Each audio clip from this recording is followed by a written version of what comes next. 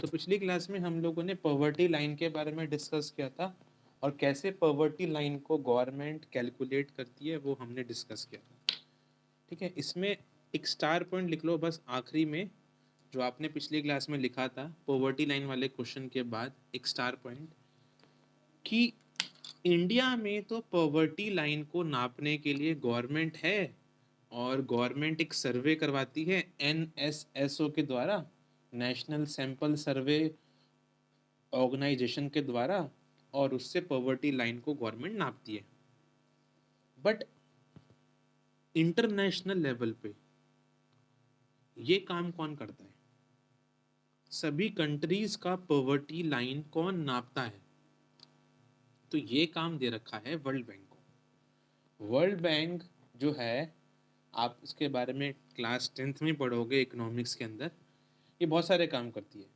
तो world bank जो है वो इंटरनेशनल लेवल पे सभी कंट्रीज का पॉवर्टी लाइन नापता है। और वर्ल्ड बैंक के हिसाब से अगर पर डे पर पर्सन की इनकम $1.9 है तो आप गरीब नहीं हैं, उससे कम है तो आप गरीब हैं। तो बस छोटा सा एक स्टार पॉइंट लिख लीजिए, at international level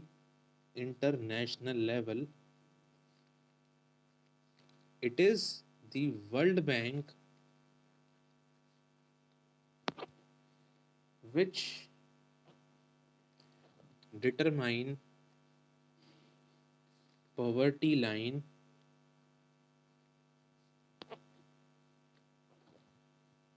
equivalent to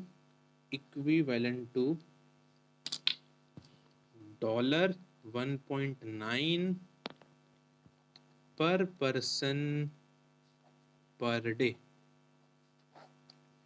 लिखिए, बताता हूँ इसका मतलब क्या है ना। इसको ज़रा एक मिनट समझते हैं हम लोग इस चीज़ को। वर्ल्ड बैंक कहता है कि अगर एक दिन में एक पर्सन $1.9 कमाता है तो वो गरीब नहीं है। 1.9, आप लोग जानते हो कि डॉलर की कितनी कीमत है? मोटा मोटा मान लेते हैं कि हम लोग 50 रुपये 60 रुपये है ना, इतना है। तो वेरी करता रहता है डॉलर और रुपये से। $1 कभी 70 का होता है, कभी 60 रुपये का, कभी 50 रुपीज़ का। तो मान लेते हैं 60, क्योंकि जो आपकी बुक में लिखा है डेटा दे रखे हैं वो 2011 के दे रखे हैं। आज से 10 साल पहले की बात है, अभी 2022 चल रहा है। तो 2011 में वर्ल्ड बैंक ने ये रखा था डेटा अपना कि $1.9 पर डे पर पर्सन कमाता है तो वो गरीब नहीं है। तो हो सकता है उस समय 60 रुपये हो डॉलर की कीमत, तो $1 हो गया 60 रुपीज़। और ये तो एक दिन की है, अगर महीने भर का निकालूँ मैं तो कितना बैठेगा ये? मैं रफली अगर देखूँ तो मैं इसको 2 मान लेता हूँ रफली। तो ये कितना हो जाएगा? 12 और 3 36। तो इस हिसाब से ये बैठा करीबन 3600 रुपीज़, 3600 रुपये करीबन मान लेते हैं, या 4000 मान लेते हैं, इतना ही चलो मान लेते हैं। करीबन 3600 के आसपास रुपीज़ अगर पर महीने एक पर्सन कमा रहा है तो वो गरीब नहीं है वर्ल्ड बैंक के हिसाब से, है ना। याद करो, पिछली क्लास में मैंने आपको लिखवाया था कि हमारी गवर्नमेंट का ये मानना है कि अगर एक पर्सन जो रहता गांव में है वो 816 रुपये कमाता है पर महीने तो वो गरीब नहीं है, गांव का बंदा। और अगर वही बंदा रहता है अर्बन एरिया में, शहरों में, तो उसको कितने कमाने चाहिए? आपने पढ़ा था पिछली क्लास में 1000 रुपीज़। आप एक चीज़ देख रहे हो, हमारे यहाँ पर जो है ये कम कैलकुलेट कर रहे हैं इनकम। हमारे यहाँ तो 1000 रुपये कमाने वाला बंदा भी गरीब नहीं है, बट वर्ल्ड बैंक कह रहा है कि नहीं, करीबन 4000 रुपये 3600 अगर आप कमा रहे हो तब गरीब नहीं हो। तो हमारे यहाँ पर तो ये लोग गलत फैक्ट्स ले रहे हैं गरीबी के लिए, थोड़ा उनको मॉडिफाई करना चाहिए, है ना। अब हम आगे बढ़ते हैं इस चैप्टर में तो हमने ये तो देख लिया। अब हमारी अगली हेडिंग आएगी पॉवर्टी एस्टीमेट। एक क्वेश्चन लिखिए, explain poverty estimates in India. India में पॉवर्टी एस्टीमेट्स को समझते हैं। क्वेश्चन लिखिए। आप लोग की बुक में एक टेबल 3.1 दे रखी है, तो ये आपकी बुक में भी फिगर है और मैं भी बता रहा हूँ आपको इसी को। देखिए हेडिंग क्या है, एस्टीमेट ऑफ पॉवर्टी या पॉवर्टी एस्टीमेट। इसका मतलब क्या है, जो क्वेश्चन लिख रहे हैं इसका मतलब क्या है? इस क्वेश्चन का मतलब ये है कि हम देख रहे हैं कि इंडिया में ईयर बाय ईयर पॉवर्टी बढ़ी है, घटी है, क्या हुआ है इस पे। देखिए एक तेंदुलकर कमेटी बनाई गई थी गवर्नमेंट के द्वारा 2011-12 में, और उस कमेटी ने कुछ बताया हमारे देश में कि तेंदुलकर वो नहीं है जो आपने जानते हो जो खेलते थे पहले। तेंदुलकर अलग हैं, है ना। ये तेंदुलकर जो थे एक अलग हैं, ये इकोनॉमिस्ट थे जिन्होंने ये पूरे के पूरे डेटा निकाले। वो तेंदुलकर नहीं जो खेलते हैं स्पोर्ट्स वाले, तेंदुलकर नहीं है। तो तेंदुलकर कमेटी ने एक यहाँ पर आपको बता रखा है कि पॉवर्टी इंडिया में ईयर बाय ईयर कैसे हुआ है, पॉवर्टी बढ़ी है, घटी है, क्या हुआ है। देखिए ये डेटा बता रहा है हमें कि पॉवर्टी जो है इंडिया में 1993 से लेकर 2011 आते आते घटी है। ओवरऑल पॉवर्टी देखो अगर आप तो 1993 में जो पॉवर्टी आपकी करीबन करीबन 45% थी, वो 2011-12 आते आते हमारे देश में पॉवर्टी जो है वो 22% तक पहुंच गई है।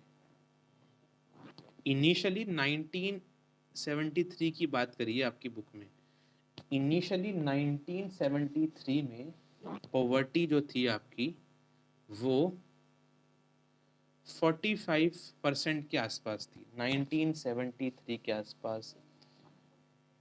और 1973 के बाद 1993 और 2012 आते आते पॉवर्टी जो है हमारे देश में 22% तक पहुंच गई।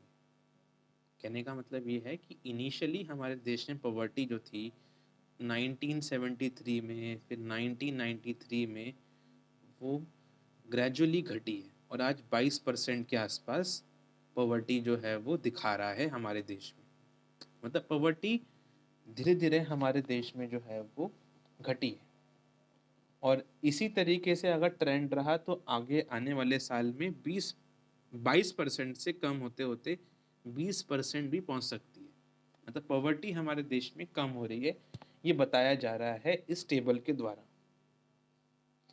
बट जो पॉवर्टी कम हुई है ना, ये पॉवर्टी जो कम हुई है आपकी, ये पॉवर्टी कम कैसे हुई है वो बताया जा रहा है। इनिशियली अगर हम देखें, आप देखो एक चीज़ देखो, 1993 से 2004 10 सालों में पॉवर्टी देखो तो इतनी नहीं घटी। पहले 404 मिलियन थी, मतलब 404 मिलियन का मतलब है करीबन 40 करोड़ थे हमारे लोग देश में गरीब। फिर 2004 में देखो पॉवर्टी बढ़ गई थी, फिर 2009 में देखो पॉवर्टी थोड़ी सी कम हुई थी। तो इनिशियली स्टार्टिंग में 1993 में से लेके 2004 और 2004 से लेके 2009 स्टार्टिंग के 20 इयर्स में बता रहा है ये, पॉवर्टी इतनी नहीं कम हुई थी। पॉवर्टी तो बाद में कम हुई एकदम आपकी 2009 के बाद 270। तो मैंने आपको ये बताया अभी तक कि हमारे बुक में एक पॉवर्टी एस्टीमेट की टेबल दे रखी है और इस पे क्वेश्चन आता है, एक्सप्लेन करिए इंडिया में पॉवर्टी एस्टीमेट। तो हम लोग क्या बताने वाले हैं इसमें कि इनिशियली इंडिया में पॉवर्टी जो थी वो 1973 में 45% के आसपास थी। 1973 जो पॉवर्टी आपकी घटते घटते 2011-12 में 22% तक पहुंच गई है और ये और घट रही है। बट ये पॉवर्टी घट कैसे रही है? तो ये बता रखा है कि इनिशियली 1993 से लेके 2004 जब आए थे, पॉवर्टी थोड़ी सी बढ़ी थी। फिर 2009 तक आते आते इतनी पॉवर्टी घटी नहीं। वो तो 2009 के बाद एकदम से पॉवर्टी में एकदम घटोतरी हुई है। देखो 270, 404 से एकदम यहाँ पर आके कम हुआ है। तो ये तो लेटर बाद में पॉवर्टी जो है हमारे देश में कम हुई है।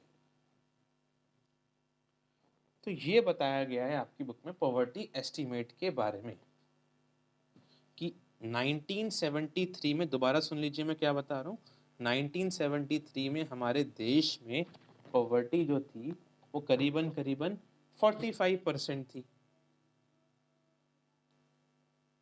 45% थी इनिशियली पॉवर्टी हमारे देश में। जो पॉवर्टी आपकी जो है धीरे धीरे आपकी वो कम हुई और 2011-12 में वो 22% आ गई और ये और कम होगी आने वाले साल में, 20% भी हो सकती है। बट ये पॉवर्टी कम कैसे हुई है? स्टार्टिंग में 1993 में ये इतनी कम नहीं हुई, ये तो लेटर पार्ट में 2011 आते आते एकदम से पॉवर्टी कम हुई है। यही हमें लिखना है।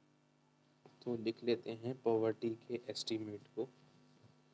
पॉवर्टी एस्टीमेट मीन्स, पहला point, estimate means how poverty is changing in India, changing in India. दूसरा point, initially poverty was 45% in 1973, that reduced and by 2011-12, 2011 में कितनी हो गई थी पॉवर्टी? It is 22%। 2011-12 में 22% थी poverty. Second point. Third point, the poverty is estimated, ऐसा माना जा रहा है कि पॉवर्टी आगे आने वाले टाइम में और कम होगी। The poverty is estimated to decrease by 20% in coming years. Coming years में ऐसा माना जा रहा है कि पॉवर्टी और कम होगी 20% से। बट ये पॉवर्टी कम कैसे हुई है? दी poverty however did not decline in 2 decades from 1973 to 2000, 1973 to 1993. It decreased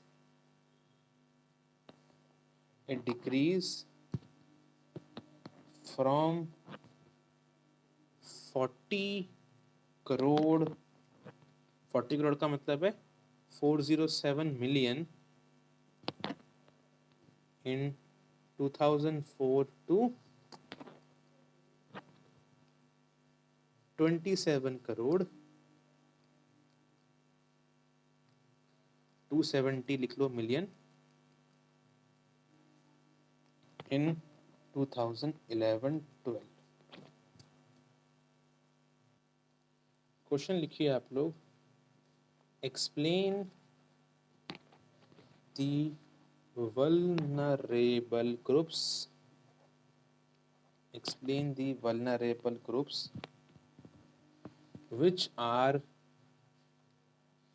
facing poverty more than others. Question है, बताइए कुछ वल्नरेबल ग्रुप्स के बारे में जो ज्यादा पॉवर्टी फेस कर रहे हैं दूसरों के मुकाबले। समझते हैं। हाँ जी, समझते हैं। क्वेश्चन है, explain the vulnerable groups which are facing poverty more than others. देखो वल्नरेबल ग्रुप्स क्या होते हैं। पहली बात तो वल्नरेबल ग्रुप्स होते हैं कि कुछ ऐसे सेक्शंस हैं हमारे सोसाइटी में जिनको वल्नरेबल ग्रुप्स में रखा गया है। जैसे आपके शेड्यूल कास्ट एससी हो गए, शेड्यूल ट्राइब एसटी हो गए, है ना, ओबीसी वगैरह हो गए, तो इनको हम वल्नरेबल ग्रुप्स की कैटेगरी में काउंट करते हैं। अब इन वल्नरेबल ग्रुप्स को ज़्यादा पॉवर्टी फेस करनी पड़ी है हमारे देश में कंपेयर टू बाकी लोगों के मुकाबले। जैसे हम इस टेबल को समझते हैं जो आपकी बुक में दिखा रखी है।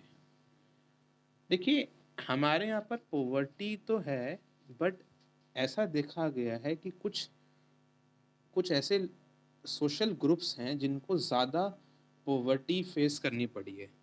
Schedule caste, schedule tribe, labour, farm labour rural area में, और लेबर जो नॉन फार्मर है अर्बन एरिया में। देखो, हमारे इंडिया में जो शेड्यूल ट्राइब हैं, ये देखा गया है कि 100 में से हर 100 शेड्यूल ट्राइब पीपल में से, मतलब अगर आपके सामने 100 शेड्यूल ट्राइब लोग हैं तो 100 शेड्यूल ट्राइब में से 43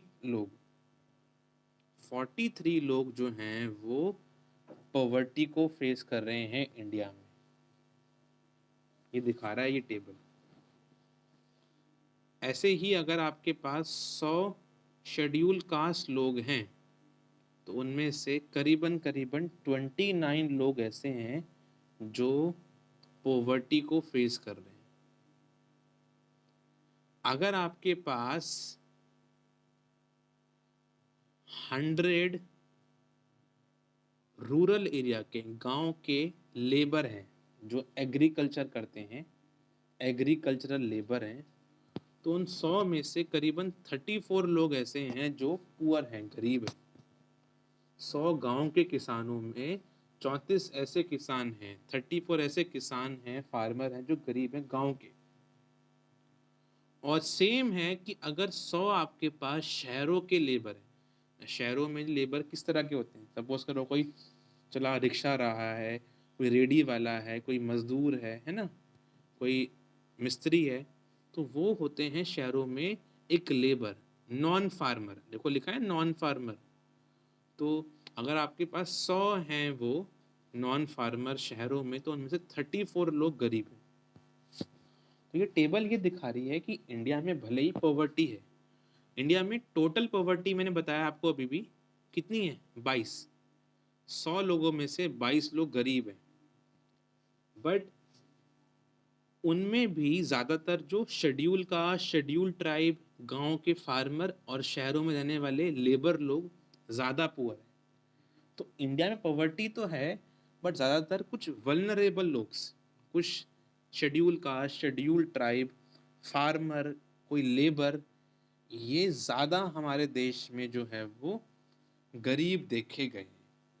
और यही हमें लिखना है कि वल्नरेबल ग्रुप्स में, कि पॉवर्टी तो इंडिया में ऑलमोस्ट 22% है, बट उस 22% पॉवर्टी में मैक्सिमम पॉवर्टी कौन फेस कर रहा है, कुछ वल्नरेबल ग्रुप्स, कुछ social groups, schedule caste, schedule tribe, farmer, labour लोग, ये पॉवर्टी फेस कर रहे हैं। तो आंसर लिखिए। In India the proportion of people below poverty line is not same. Some social groups like scheduled caste, scheduled tribe,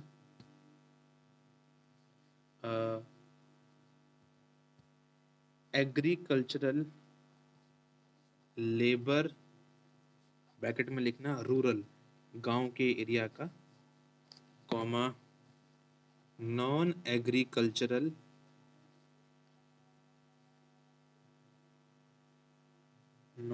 agricultural agricultural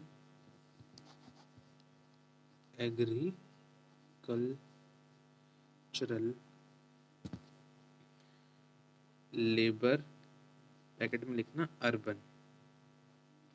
तो India में poverty तो है, बट कुछ लोग, कुछ सोशल ग्रुप्स ज्यादा पॉवर्टी फेस कर रहे हैं। Some social groups like SC ST, agricultural labour गांव के, नॉन एग्रीकल्चर लेबर शहरों के, आर मोर पुअर, ठीक है। पॉवर्टी तो है, बट पॉवर्टी इक्वल नहीं है। कुछ सेक्शंस ऑफ सोसाइटी ज्यादा पॉवर्टी फेस कर रहे हैं, जैसे अभी हमने उस ग्राफ में देखा था। इन इंडिया, आप लिखेंगे in India about 43 out of 100 people of scheduled tribe are poor, comma या फुल स्टॉप लिखो। थर्ड पॉइंट, सिमिलरली, ये आपको याद करना पड़ेगा, है ना, कि शेड्यूल्ड ट्राइब में 43 लोग पुअर हैं 100 में से। ऐसे ही similarly about 29 out of 100 people of scheduled caste, comma 34 out of agricultural and non-agricultural labor, 34 out of 100 agricultural and non-agricultural labor are poor,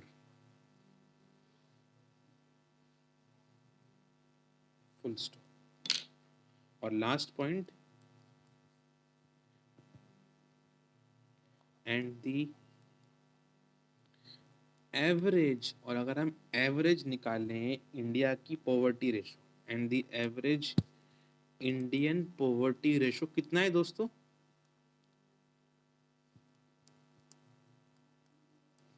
22। मतलब 100 में से 22 लोग जो हैं वो हमारे देश में एवरेजली पुअर हैं, बट उनमें भी कुछ सेक्शन जैसे scheduled tribe, scheduled caste, non agricultural labour ज़्यादा पुअर है। इसी क्वेश्चन में आप एक 5th पॉइंट और भी लिख सकते हो। क्या कह सकते हो आप? देखिए, ये तो हमने देख लिया कि भाई कुछ शेड्यूल्ड ट्राइब, शेड्यूल्ड कास्ट या कुछ लेबर लोग ज़्यादा ही पुअर हैं हमारे देश में बाकी के मुकाबले। ऐसे ही पता है इंडिया में फैमिलीज में भी ना इक्वालिटी नहीं है। जैसे आपने देखा होगा कि ना, होता क्या है फैमिलीज में भी, क्या होता है कि ना, विमेंस जो होती हैं, आपने देखा होगा कि फैमिली में विमेंस को भी यही फेस करना पड़ता है कि पहले सारे के सारे मेल्स लोग घर में खाना खाते हैं, बाद में ही एक फीमेल को खाना होता है।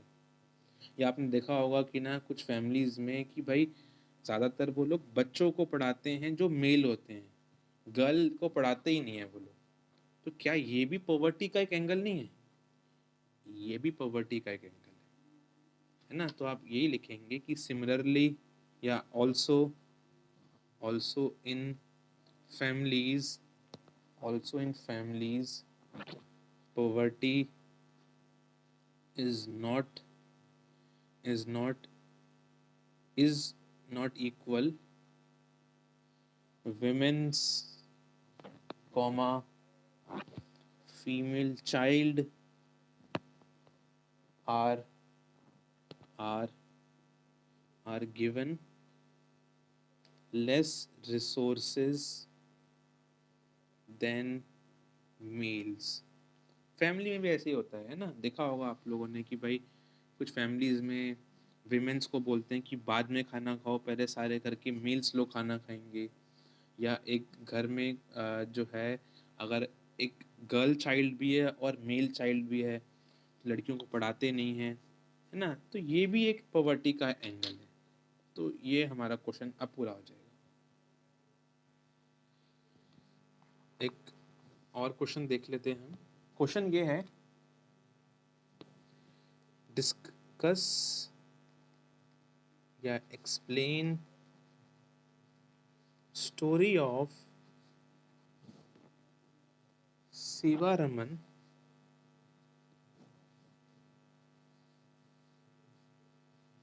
Related to poverty. आपकी बुक में एक शिवारमन नाम के एक पर्सन है जो तमिलनाडु में रहते हैं, उनकी एक केस स्टडी दे रखी है आपकी बुक में। तो इसको भी समझते हैं पॉवर्टी के रिलेटेड। देखिए आपकी बुक में बता रखी है कहानी शिवारमन के बारे में, तो हम समझते हैं शिवारमन की कहानी क्या है। देखिए शिवारमन जो हैं एक तमिलनाडु के रहने वाले एक लेबर हैं आपके, जो तमिलनाडु के एक छोटे से विलेज में जिसका नाम है करूर विलेज, तमिलनाडु के छोटे से करूर विलेज में रहते हैं शिवारमन। शिवारमन जो हैं वो एक करूर विलेज के अंदर एक छोटी सी फैक्ट्री है, वहां पर काम करते हैं। इनका काम जो है वो कभी इन्हें काम मिलता है, कभी इन्हें काम नहीं मिलता। रहते तो शिवारमन जो है करूर विलेज में है, और कभी इन्हें काम मिलता है, कभी इन्हें काम नहीं मिलता। जो करूर विलेज है आपका, ये फेमस है हैंडलूम फैक्ट्री के लिए। हैंडलूम क्या होती है? जहाँ पर हाथ से कपड़े बनते हैं, हाथ से कपड़े बनने वाली जगह को हैंडलूम फैक्ट्री बोलते हैं। मतलब जहाँ कपड़े बनते हैं उस जगह की फैक्ट्री में, उस जगह की फैक्ट्री के रहने वाले हैं शिवारमन, उस जगह रहते हैं। करूर डिस्ट्रिक्ट के अंदर, करूर विलेज में रहते हैं तमिलनाडु के अंदर। शिवारमन जो हैं एक लेबर हैं, कभी इन्हें काम मिलता है, कभी इन्हें काम नहीं मिलता। और अभी जो है इस बुक में बता रखा है कि शिवारमन जो है एक एग्रीकल्चरल लेबर की तरह से काम कर रहे हैं। एक खेत में एग्रीकल्चर लेबर की तरह ये काम कर रहे हैं, और इन्हें मुश्किल से जो है एक दिन के 160 रुपीज़ मिलते हैं पर डे, जो बहुत कम है। शिवारमन जो हैं इनकी जो कास्ट है, ये कॉबलर कास्ट को बिलोंग करते हैं, एक कॉबलर कास्ट को बिलोंग करते हैं।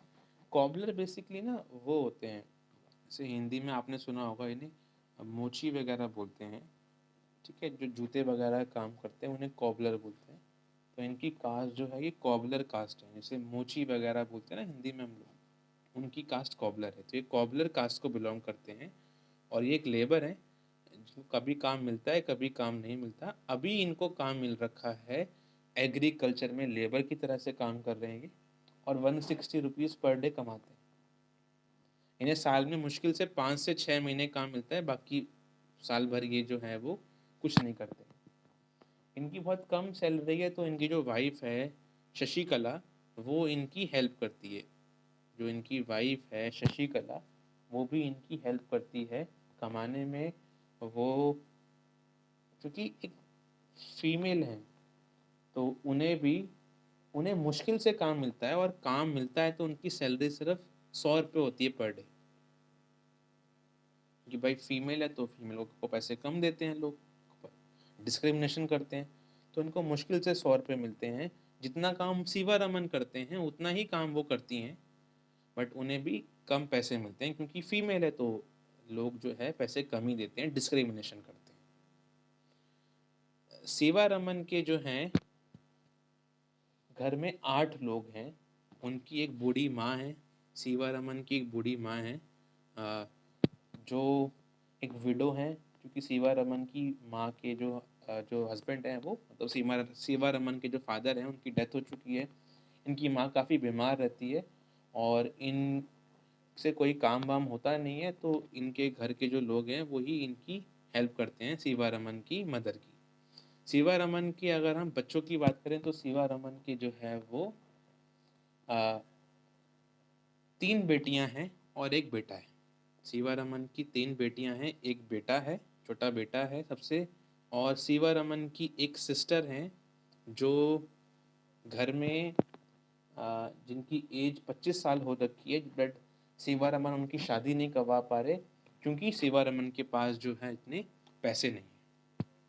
सीवा रमन के पास इतने पैसे भी नहीं है कि वो अपनी तीनों बेटियां को जो है वो स्कूल भेज सकें पढ़ने के लिए। सीवा रमन का इतना ही जो है उनका ये विचार है कि अगर कुछ पैसे मेरे पास जितने पैसे मैं कमा पाऊंगा तो उससे थोड़ा बहुत मैं अपने बेटे को पढ़ा लूँगा, बट बेटियों को पढ़ाने के लिए उनके पास पैसे नहीं हैं। शिवा रमन थोड़े से प्रॉब्लम में इसलिए भी हैं क्योंकि शिवा रमन की जो बहन है उनकी शशिकला से नहीं बनती। शिवा रमन की जो है शशिकला से नहीं बनती। शिवा रमन की जो बहन है उनकी शशिकला से नहीं बनती क्योंकि उनको लगता है शशिकला को कि शिवा रमन की बहन कुछ करती नहीं है और घर में हमें परेशान ही करती रहती है। ये होता है जब पॉवर्टी, गरीबी होती है तो ऐसा ही होता है।